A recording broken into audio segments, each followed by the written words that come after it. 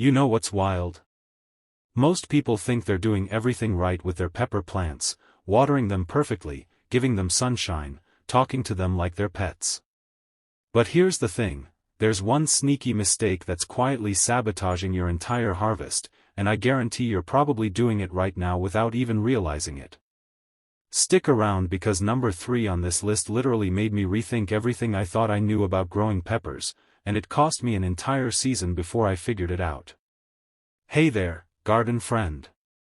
Welcome back to Timeless Gardens, where we keep your plants thriving and your wallet happy. If you're new here, I'm so glad you found us. This channel is all about giving you real, practical gardening advice that actually works without emptying your pockets. We're building a community of gardeners who believe that growing your own food should be fun, affordable, and absolutely doable. So whether you're here for the first time or you've been with us since day one, welcome home. Now, before we dive into these 5 pepper growing mistakes that could be costing you pounds of harvest, do me a quick favor, smash that subscribe button and tap the notification bell. Why? Because I drop new garden-saving tips every single week, and trust me, you don't want to miss what's coming next. It takes 2 seconds, costs you nothing, and it helps this channel reach more gardeners just like you. Alright, let's get into it. So here's the deal with peppers. They look so simple, right? You stick them in the ground, water them, and boom, peppers for days. Except that's not what happens for most people. Instead, you get tiny peppers, yellow leaves, or worse, plants that just sit there doing absolutely nothing for weeks. And you're standing there thinking, what am I doing wrong? Well, I've been exactly where you are.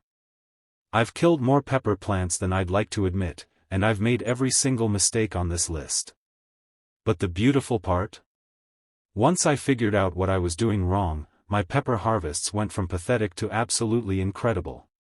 We're talking about plants so loaded with peppers that I'm giving them away to neighbors. Today, I'm sharing the 5 biggest mistakes that are probably destroying your pepper potential right now. And I'm not talking about the obvious stuff everyone tells you.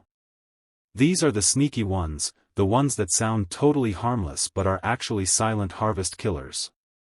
Mistake number 1, the overprotection trap. Alright, mistake number 1, and this one's going to surprise you. You're being too nice to your pepper plants. I know, sounds backwards, right? But hear me out. Most gardeners treat their pepper plants like fragile babies. They bring them inside at the first sign of cool weather, they shield them from any breeze, they panic if a single leaf looks slightly off. And I get it, you want to protect your investment.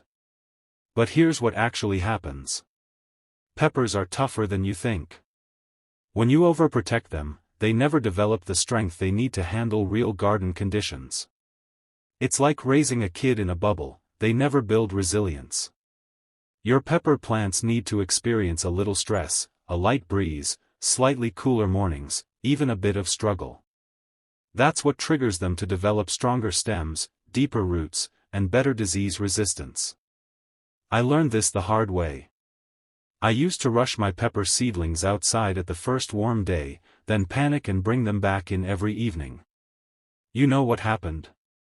They stayed weak and spindly for weeks. Now, I harden them off gradually over 10 to 14 days, letting them experience increasing amounts of outdoor conditions. And the difference is night and day. The fix is simple. Once your peppers are established, let them be. Stop hovering. They need to feel a little wind to develop strong stems. They need to experience temperature fluctuations to toughen up. Obviously, don't let them freeze or get destroyed by a storm, but stop treating them like they'll shatter at the slightest challenge. Trust the process, your peppers are stronger than you think. Mistake number 2, the generosity curse. Mistake number 2, you're being way too generous with the good stuff. And I'm talking about fertilizer and water. I know what you're thinking. But plants need food and water to grow. Absolutely true. But there's this weird thing that happens with peppers specifically. When you give them too much nitrogen-rich fertilizer or keep their soil constantly soaking wet, they put all their energy into growing massive, gorgeous green leaves. They look like the healthiest plants in your entire garden. And you feel like a gardening genius. But then harvest time comes, and you've got this enormous, beautiful plant with like 3 tiny peppers on it. That's the generosity curse. Too much of a good thing tricks your pepper plant into vegetative growth mode instead of fruit production mode. Here's what I do now, and it changed everything. I use a balanced fertilizer, something like a 10-10-10 ratio, not the high nitrogen stuff that's great for leafy greens. And I only fertilize every 3 to 4 weeks once the plants start flowering, not before. As for watering, peppers actually like their soil to dry out a bit between waterings. Not bone dry, but definitely not constantly moist. Stick your finger 2 inches into the soil. If it's dry, water deeply. If it's still damp, leave it alone. This encourages the roots to grow deeper, searching for water, which creates a stronger, more productive plant. The sweet spot is balance. Consistent moisture, not constant wetness. Regular feeding, not overfeeding. Your peppers will thank you with actual peppers instead of just pretty leaves. Hey, quick pause. If you're finding this helpful so far, go ahead and hit that like button. It genuinely helps more gardeners discover these tips. And drop a comment below telling me which mistake you've made, because I know I've done all of them. Alright, let's keep going because mistake number 3 is the big one. Mistake number 3, the crowding conspiracy.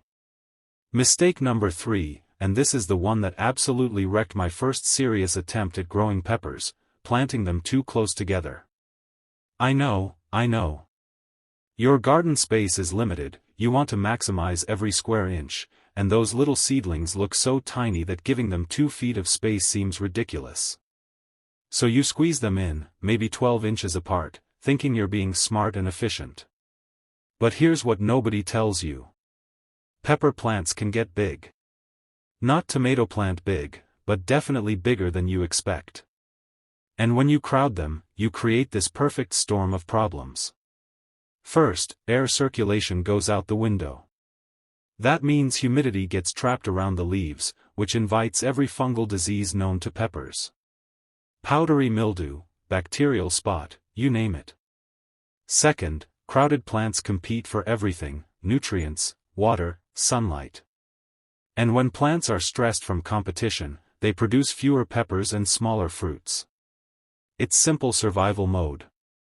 Third, and this one's sneaky, when pepper plants are too close together, you can't easily access them for maintenance. You can't spot problems early, you can't harvest properly, and you definitely can't inspect the undersides of leaves where pests love to hide. The fix? Give your peppers space.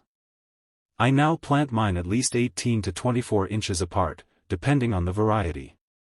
Bell peppers and larger varieties need that full 2 feet. Smaller varieties can handle 18 inches. Yes, it feels like wasted space at first. But when those plants fill out and you're harvesting buckets of peppers from healthy, disease-free plants, you'll understand. Space isn't empty. Space is an investment in airflow, plant health, and your sanity when it's time to harvest. Mistake number 4, the impatience tax. Mistake number 4, you're rushing the most important moment in your pepper plant's life, the transplant. Picture this. You've got beautiful seedlings growing indoors or in a greenhouse. The weather's warming up, you're excited, so you grab those plants and stick them straight into your garden. 2 days later, they're wilted, stressed, and looking like they're one strong breeze away from giving up entirely. That's the impatience tax. And I've paid it more times than I can count. Here's the thing about pepper plants. They're sensitive to transplant shock. When you move them from a controlled indoor environment to the unpredictable outdoors without proper transition, it's like throwing someone from air conditioning directly into a sauna. Their system freaks out. The solution is hardening off, but doing it right. Start about 2 weeks before your planned transplant date. Day 1, put your plants outside in a shaded, protected spot for 1 hour. That's it. 1 hour. Day 2, 2 hours. Gradually increase their outdoor time and sun exposure over those 2 weeks. And here's the part most guides don't mention: pay attention to wind. Wind is one of the biggest stressors for transplants. Make sure your hardening off spot is protected from strong gusts, at least for the first week.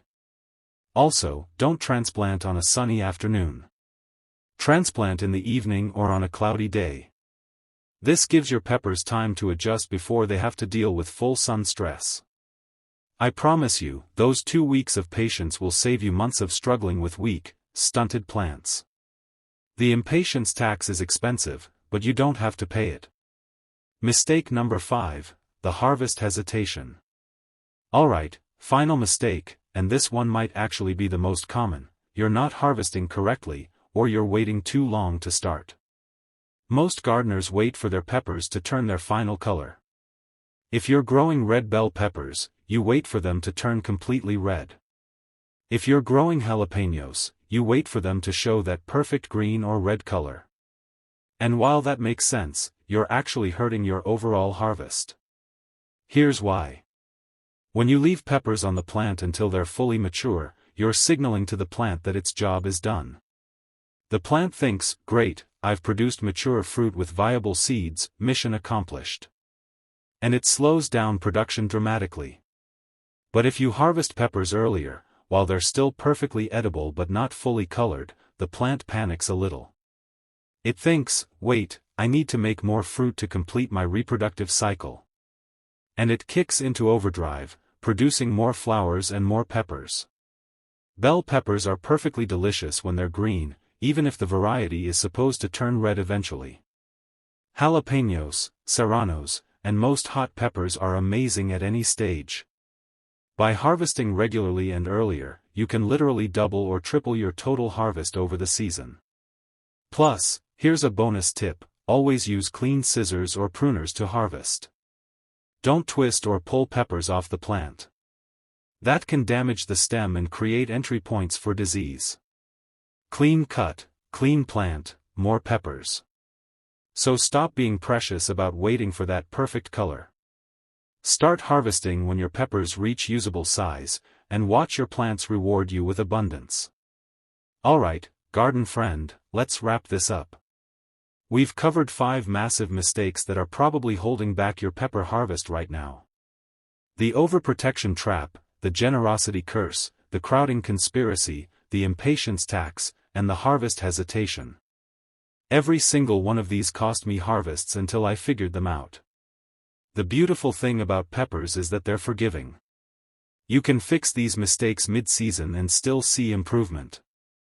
So if you recognized yourself in any of these, don't stress. Just adjust and move forward. Now, I've got a question for you: which of these mistakes hit home the hardest? Are you a chronic overprotector?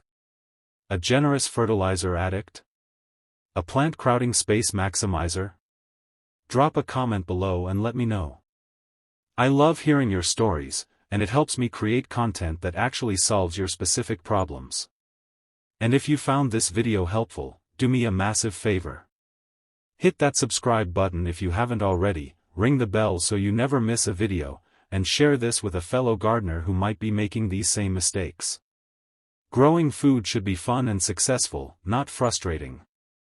I'll see you in the next video, where we're going to talk about how to actually extend your pepper harvest well into fall, even when the weather turns cold. You won't want to miss it. Until then, keep growing, keep learning, and remember, every mistake is just a lesson in disguise. Happy gardening!